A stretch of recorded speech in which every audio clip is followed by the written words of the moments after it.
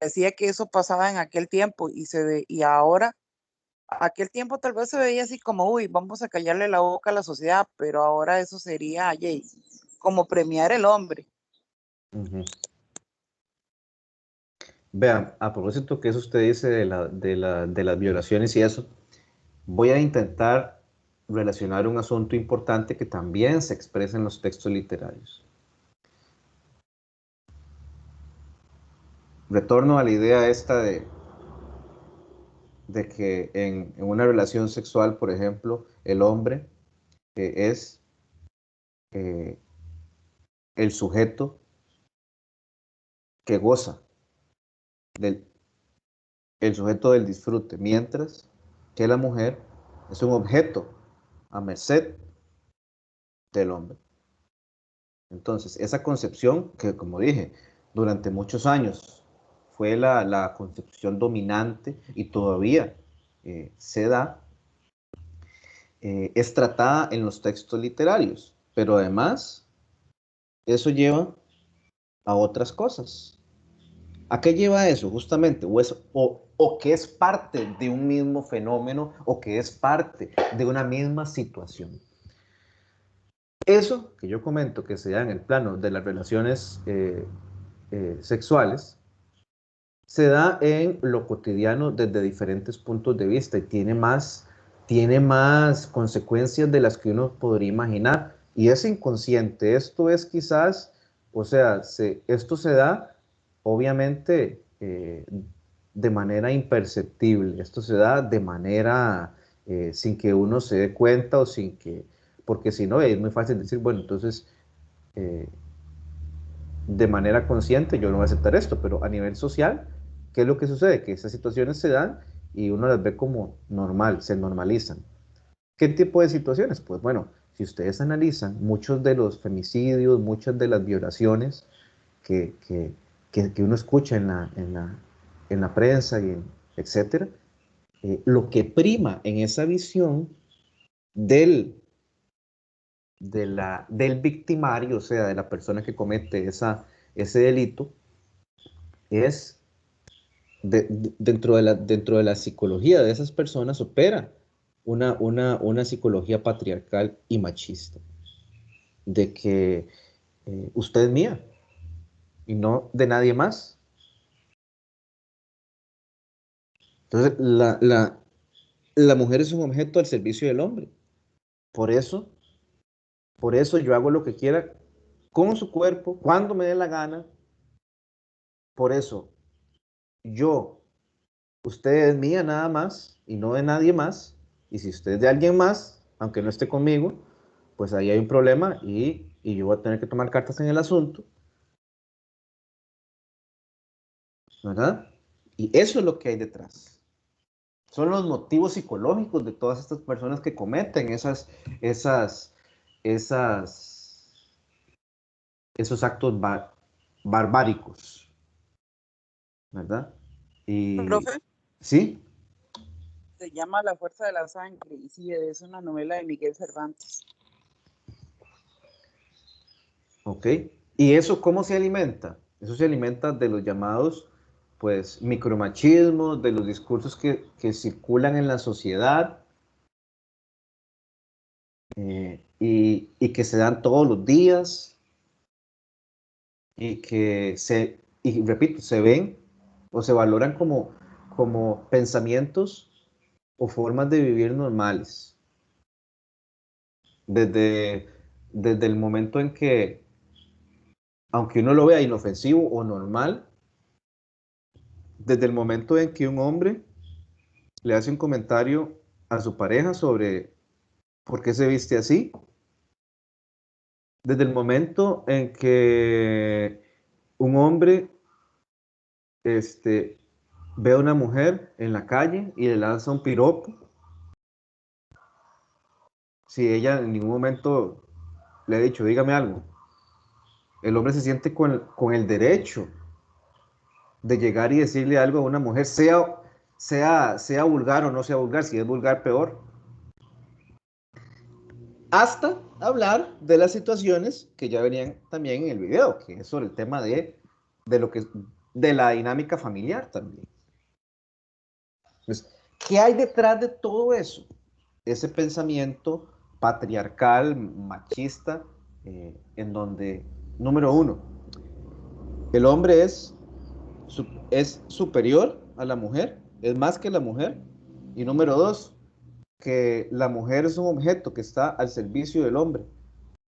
Entonces, esas ideas que son transmitidas desde los medios de comunicación, incluso el proceso educativo, desde los mismos discursos religiosos, son los que llevan a todas esas situaciones y se expresan de diferente manera. Entonces, los textos literarios, para volver desde el punto de partida, los textos literarios, principalmente los más nuevos, los de los últimos 30, 40 años, hablan desde un registro cotidiano, desde historias de todos los días, en donde de una u otra forma se expresan estas situaciones. ¿Por qué? Porque muchas de las voces narrativas que hablan de eso son mujeres. Y mujeres que han tenido contacto, no necesariamente que han vivido situaciones de estas. Sí, seguramente sí las han vivido, pero otras no. Pero eso no quiere decir que en su vivencia digan, bueno, yo leí una noticia y voy a construir una ficción que tenga relación con esto. Yo tengo una familiar que ha sufrido de abusos así, así, así. Pues voy a construir una ficción que tenga que ver con esto. Es ficción, ¿por qué? Porque la voz narrativa pues cambia muchos detalles. Eso no nos interesa, lo que nos interesa es el producto final. Pero por eso es que la literatura más reciente se plantea toda una serie de esos cuestionamientos, de esas críticas, esos discursos patriarcales y machistas de diferentes formas. Hay una escritora que se llama Mariana Enríquez, que es muy reconocida a nivel, es argentina. Ella trabaja en sus cuentos como desde la literatura de terror se entrelazan con estos discursos sociales y los cuestionamientos a la sociedad patriarcal, ¿verdad? Y muchos de sus personajes son mujeres que se consideran locas o que tienen algún tipo de trastorno emocional o psicológico, ¿verdad? Es muy interesante, muy interesante. Eso es analizar la locura desde el punto de vista de esa escritura que se da ahora por mujeres, ¿verdad? Donde esa mujer loca adquiere esa etiqueta por diferentes motivos en los textos literarios, porque es una amenaza, como hablábamos ahora, porque va contra las expectativas de lo que debería ser una mujer en la sociedad. Como no cumple su rol, entonces es excluida, es catalogada, etiquetada como loca. Eh, y así podemos enumerar diferentes maneras de trabajar los textos literarios desde el punto de vista de estos discursos que, como dije, eh, son discursos que se han infiltrado en nuestra vida cotidiana hasta el punto de que no los veamos como algo negativo, que se han normalizado. Y eso, y repito, van desde las cuestiones más violentas y más drásticas que vemos en los medios de comunicación hasta lo más imperceptible o los llamados micromachismos. Vean, yo no sé, todos los hombres están en contra, obviamente que todos los hombres dicen que no hay que agredir a la mujer ni verbal ni físicamente. Pero cuando ya se trata de evaluarnos con respecto a los llamados micromachismos o las actitudes machistas de todos los días, eh, pues ahí es donde no hay tanto consenso. ok, estoy en contra de que maten a las mujeres, pero le digo a mi compañera que no se vista de cierta forma. Entonces, o estoy en contra de la violencia verbal o emocional, o sí, que maten a una mujer o que la golpeen, pero en mi casa yo no lavo ni un plato. Entonces, de eso se trata. Que los textos literarios se enfocan tanto en lo obvio, en lo que cualquiera se podría oponer, hasta en esos pequeños, cotidianos, casi que imperceptibles, las imperceptibles manifestaciones de machismo que, que uno las ve como normal y que uno ni siquiera las cataloga como machistas, ¿verdad? ¿Alguna pregunta, comentario?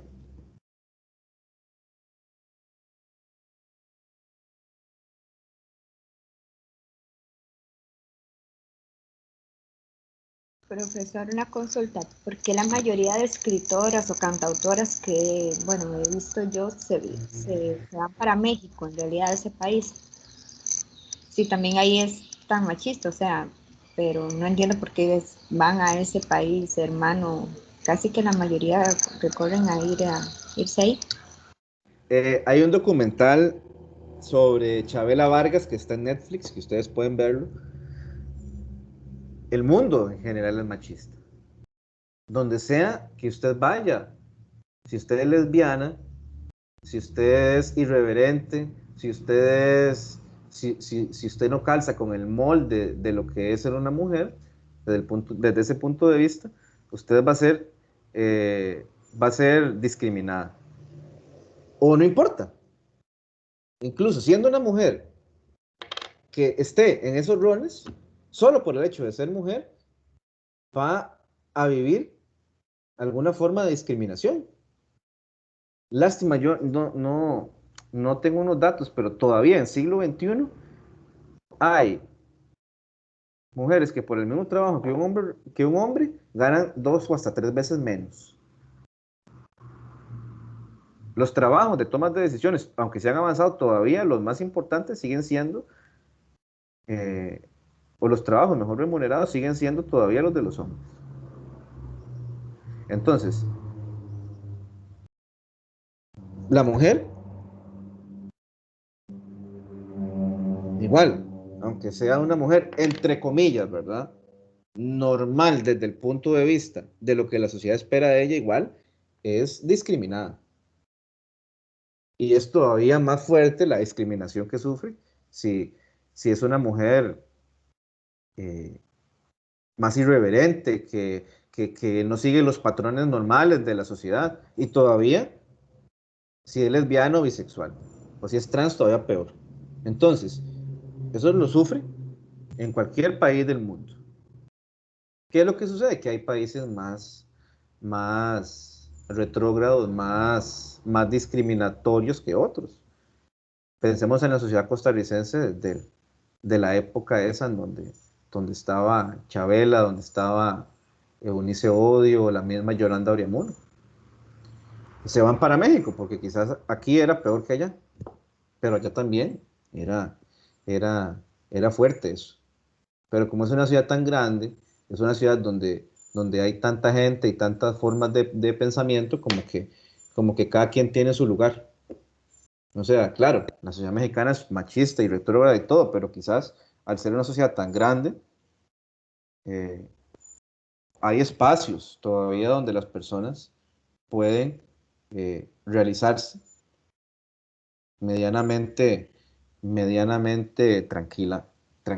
Pero incluso, por ejemplo, el caso de Chabela Vargas, Chabela se va y, y ella durante mucho tiempo, ok, se libera de esa cadena familiar que la oprimía, de esa sociedad costarricense, porque ella en realidad, desde niña, ahí se veían las fotos y todo, como ella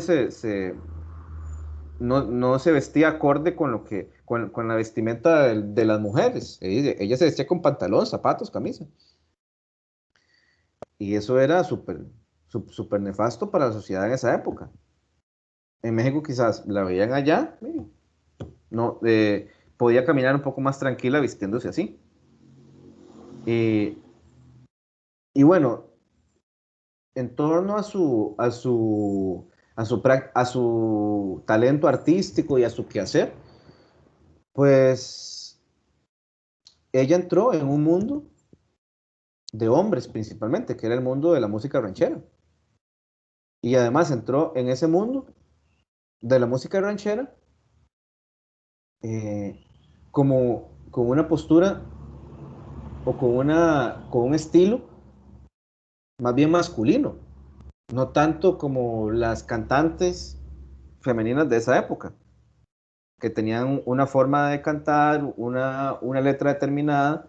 En cambio, el estilo de Chabela era en un mundo de hombres, con una voz que se alejaba y con una forma de vivir la música que se alejaba de esa perspectiva más femenina, entre comillas. Entonces, en los primeros años de ella no fue reconocida. No fue reconocida. Estuvo a punto de, pero justamente por esa situación no se dio. Y porque supuestamente ahí en ese documental lo hablan de que ella supuestamente se había metido con la esposa o con una persona que el dueño de Televisa, que Televisa era un monstruo, todo es un monstruo mediático en México y en América Latina. Ella se había metido con la esposa, con la novia de uno de los dueños de Televisa o el dueño principal de la familia Azcárraga. Y a partir de ahí se le cerraron todas las puertas. Ahí ella cae en el alcoholismo, en una depresión profunda, y llega después el cineasta Pedro Almodóvar, que es el que la rescata del vicio, y, y es a partir del 90-92 donde Chabela Vargas adquiere fama a nivel mundial. Y con una situación bastante interesante, porque en ese documental se cuenta cómo ella empieza a tocar en España, empieza a ser reconocida en pequeños lugares, y Pedro Almodóvar, él se la juega, él va todo por el todo, él dice, bueno, voy a, a promocionar un concierto de Chabela en París, en Francia, de una cantante mexicana que no habla ni pizca de francés, en un país con idioma diferente. Entonces, él, claro, vamos con todo, pero a los días antes como que no estaba consciente de las dificultades que implicaba eso y lo que podía traerle a Chabela, que incluso podía ser una recaída.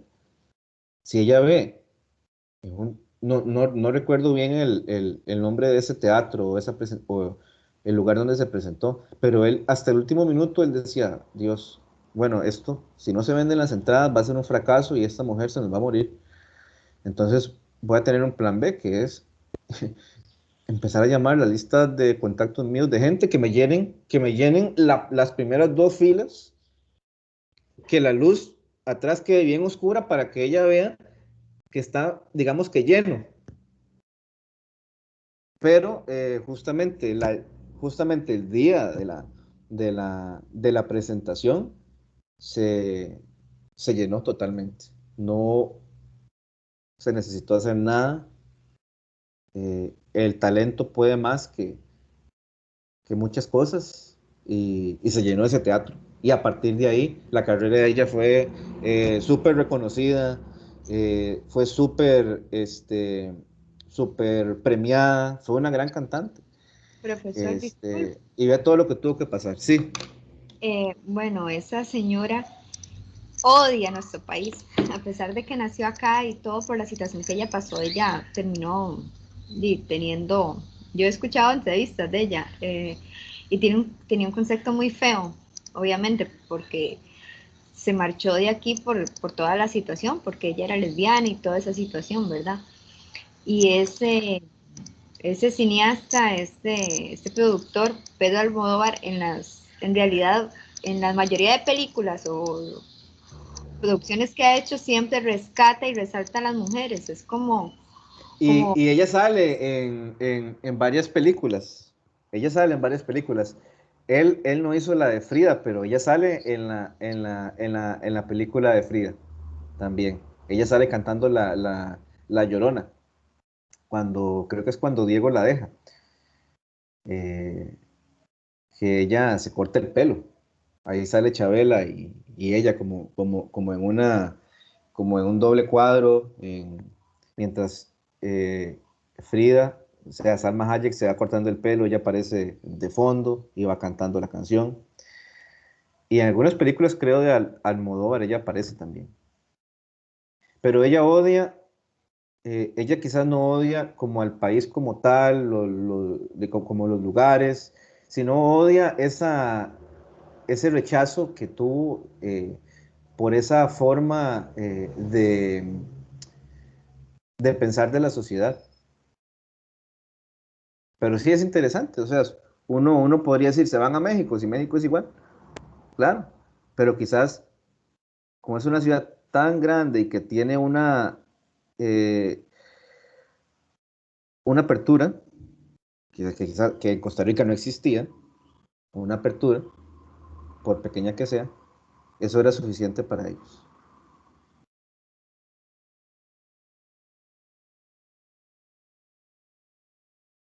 Entonces, no sé si hay alguna pregunta, comentario. Ahora, obviamente uno tiene que ir viendo los temas dependiendo del nivel que sea. Esto es para una discusión con estudiantes de SINDEA, de los grados más superiores. El tema del machismo y la cooperación entre hombres y mujeres en el marco de la familia, eso sí pueden ser temas interesantes para trabajar con los muchachos de niveles bajos. Ahí ustedes sabrán, obviamente ya a este nivel ustedes tienen ya un criterio suficiente. ¿Alguna duda, alguna pregunta? No sé si les quedó algo.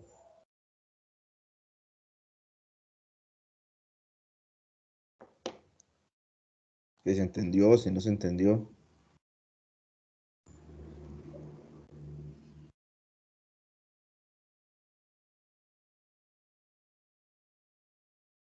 yo sí, profe.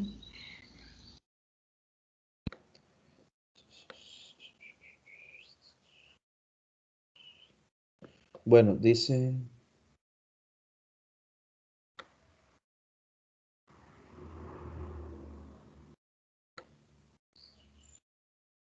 Vamos a ver.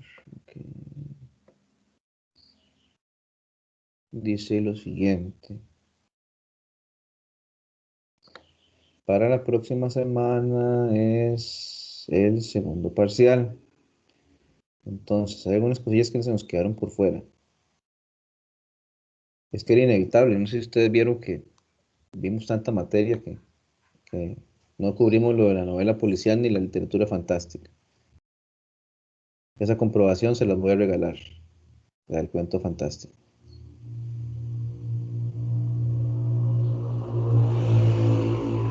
Ese otro contenido también.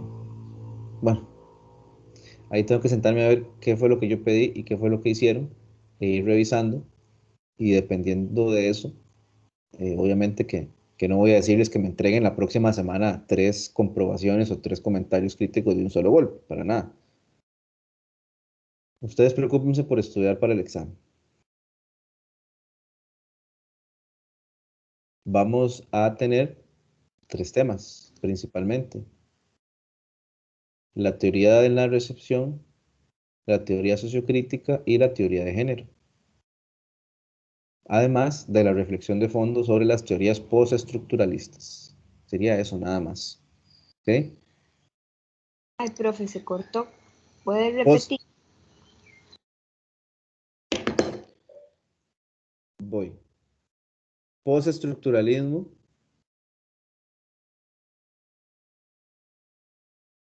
teoría de la recepción, teoría sociocrítica y teoría de género y literatura.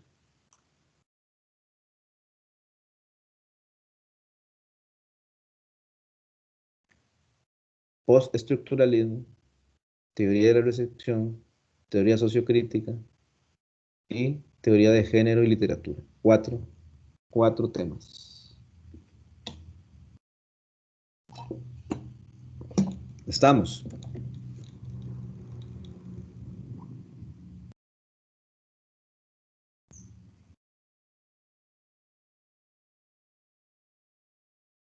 Profe, ese examen usted lo sube el sábado. No, lo voy a subir antes, como por ahí el martes. Este martes. ¿Llega hasta el fin de semana, profe, o cómo? ¿Perdón? Eso, este martes y es como siempre, se entrega hasta cuándo. Y como siempre, hasta el sábado. Ah, perfecto.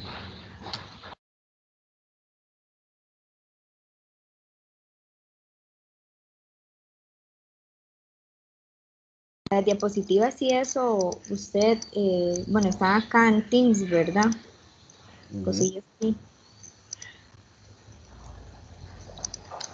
De este último tema no hay diapositivas, solo el video que, los 3 videos y lo que yo he dicho aquí, y la clase de hoy.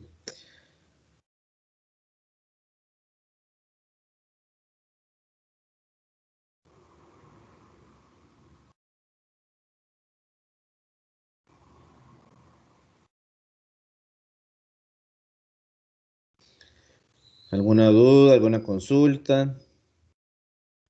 Profe, una pregunta. Ujú. Entonces el examen usted lo sube entre semana, lo entregamos el sábado. Igual el sábado tenemos que conectarnos. Es No, que el vieras que, sábado no tienen que conectarse. ok, pero digamos, es que vieras que yo no sé por qué yo tengo como una confusión. Nosotros tendríamos clases, en teoría, el otro sábado, se supone por calendario, digamos, ¿Sí? y el 1 de mayo ya no habría clases. ¿Es No, ya así? no. Ya no hay Ah, clases el 1 de mayo. El ah, sábado yo solo les entrego los promedios. ok, sí, es que yo estaba confundida, pensé que eran 2 semanas las que nos faltaban. Ok, entonces el sábado entregamos el examen. Ujú. Listo, profe, esa era mi consulta, gracias. Ok.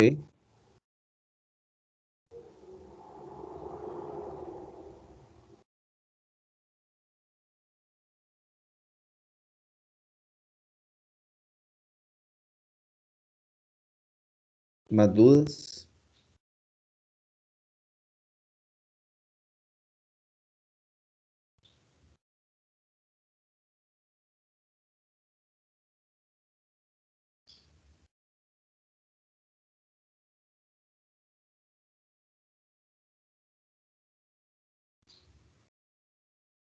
Bueno, no hay nada más. Entonces, supongo que todas tienen todo claro. Los lineamientos, los temas, perfecto. Queda constancia en el video, así que ya pueden retirarse. Espero que les vaya muy bien.